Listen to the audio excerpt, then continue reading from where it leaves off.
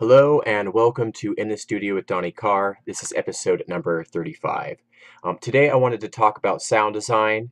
I want to show you how to program your own chord stab or plucky type sound.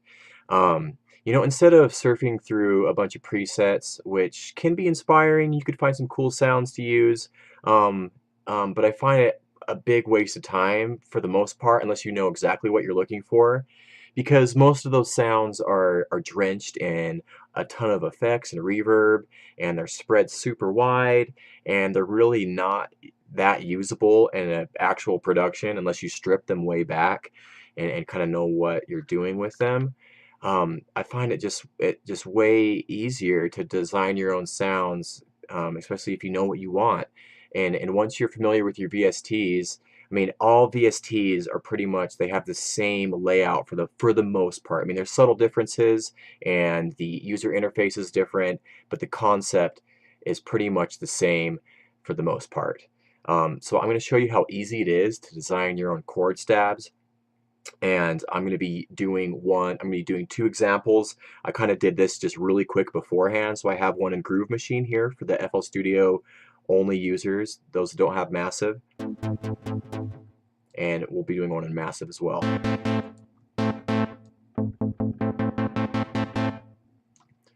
So we're going to start with Massive here, and I'm going to go ahead and start from scratch. So we're going to go File and New Sound. So what we're going to do is actually program our own chord within the oscillators instead of doing this in the piano roll. So what we're going to do, we're just going to use 3 saw waves. And to keep this simple, saw waves are very useful in sound design because they're very rich in harmonics, and they're it's very easy to sculpt them into your track.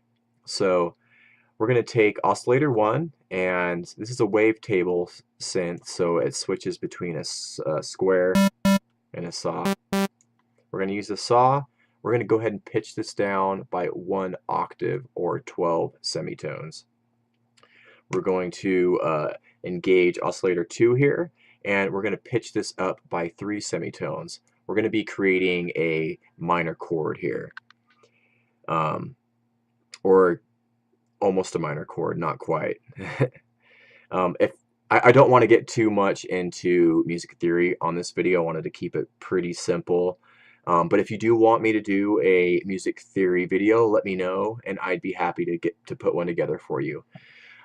So we have 2 oscillators going, and then we're going to keep this one at 0.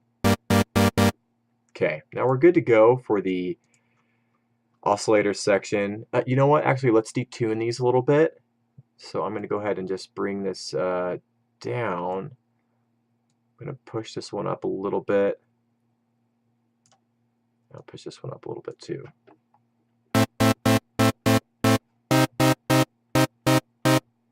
Okay, great. Detuning is very, very important in sound design because it allows all the sounds to kind of spread out from each other a little bit and have a little bit more room to breathe, and just create a more richer, fuller sound. So now that we're done there, we're not going to introduce any noise or use the modulation oscillator today. We don't need to. We're going to go ahead and select low pass 4. Turn that resonance down.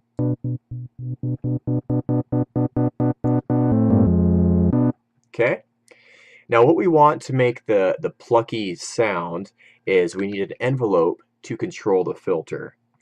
Within Massive, there's 3 envelopes available, and the 4th envelope is automatically linked to the amplitude. So we're going to use envelope 1, and we're going to go ahead and apply this to the cutoff. Let's turn the cutoff down, and we're going to move this up like this. So what we want is this envelope to control that filter over time. So let's make it have a fast attack. We want this to be a plucky sound.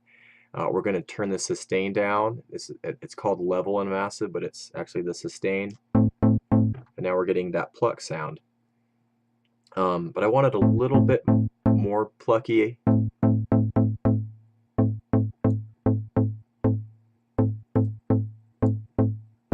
we go, something like that. All right. And so, I mean, that's your basic pluck right there. See how easy that was? And maybe we could even boost up the resonance a little bit.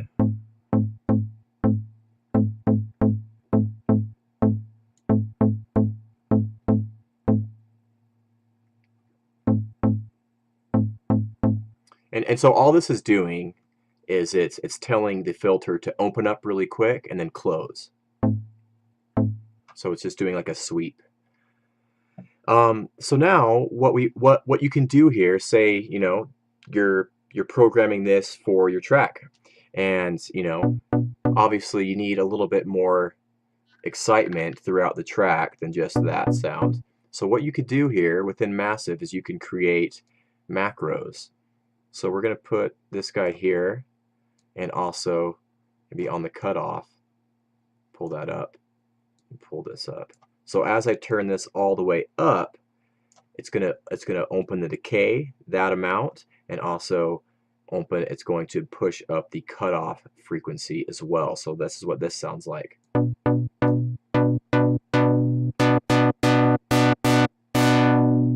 I'll probably move that down a little bit.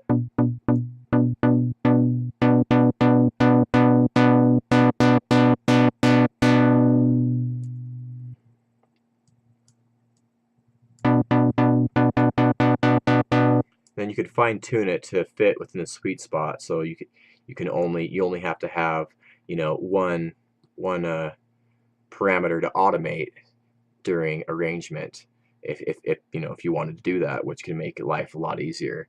And you can take this a little bit further here. Even you can also maybe even pull down that resonance and maybe kick the resonance up a little bit for a little extra spice.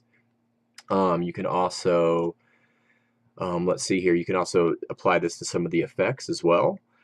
So we can maybe add a little reverb here. We could turn the dry wet down, maybe turn the size down, the density down as well, and we can apply this to some reverb. So we'll drag this over here, drop it in, maybe kick that up a little bit, and maybe even kick up the size. See how that sounds.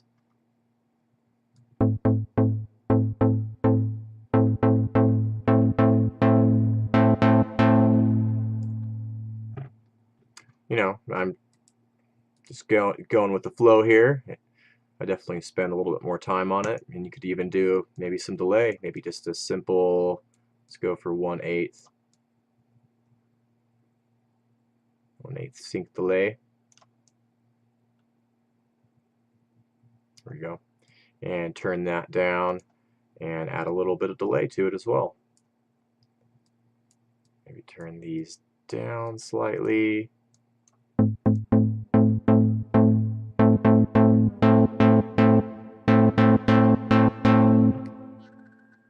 There's a little bit.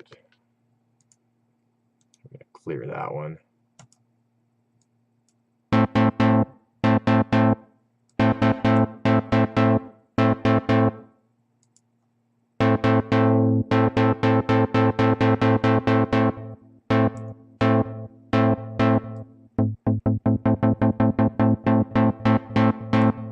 You know, I'm just trying to show you the concepts here. Let's move on to Groove Machine.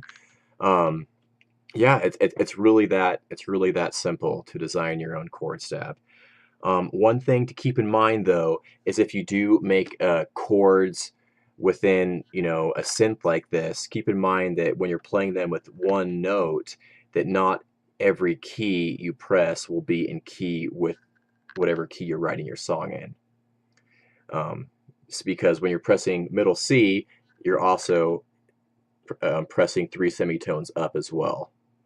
So, and just keep that in mind. Something to keep in mind when you're you know, beginning and learning sound design and chords and music theory and all that fun stuff. Okay, so let's do the same thing in Groove Machine here. I'm going to go ahead and start from scratch. So let's just go here, and we'll go to default, which sets it back to its default setting, obviously. Nope, didn't do that right.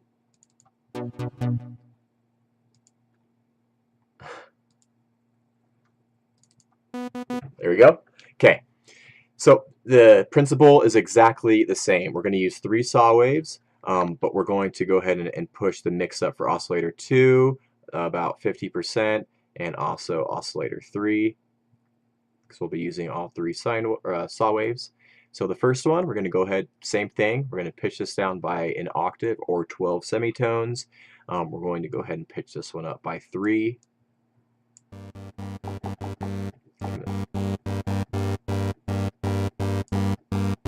Okay, and let's go ahead and tune or detune this a little bit. So I'll bring that down by 5 cents is what fine is.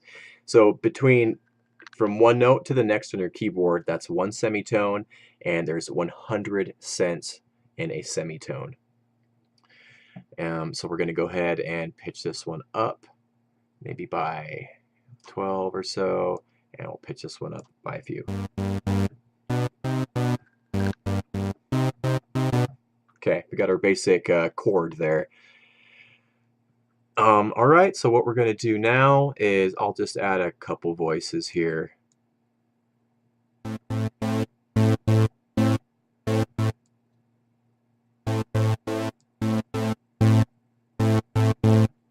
Okay. All right, now let's go ahead and apply the filter. You can switch between low pass, band pass, and a high pass here. We're going to stick with low pass. We're actually going to turn this down, and we'll be using the envelope here to make the pluck.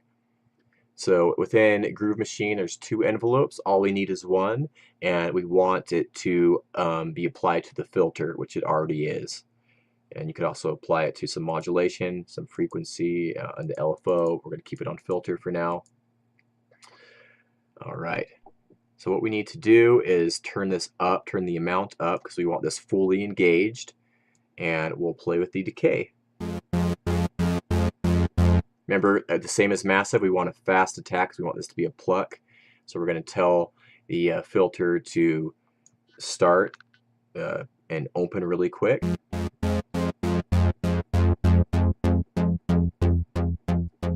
And it take this much time to sweep back down.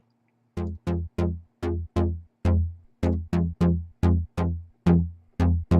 we got our pluck just like that. Our chord stab.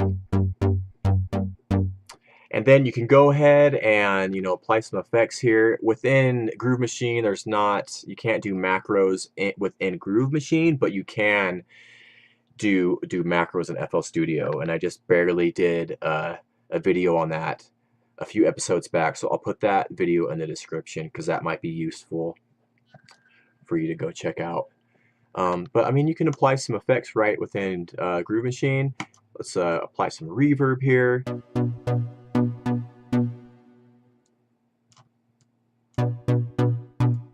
And so you could do the same thing. You could automate the decay here, maybe during the breakdown.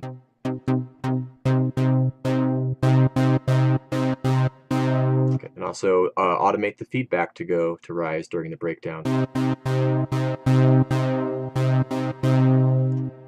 That's a little bit extreme, but I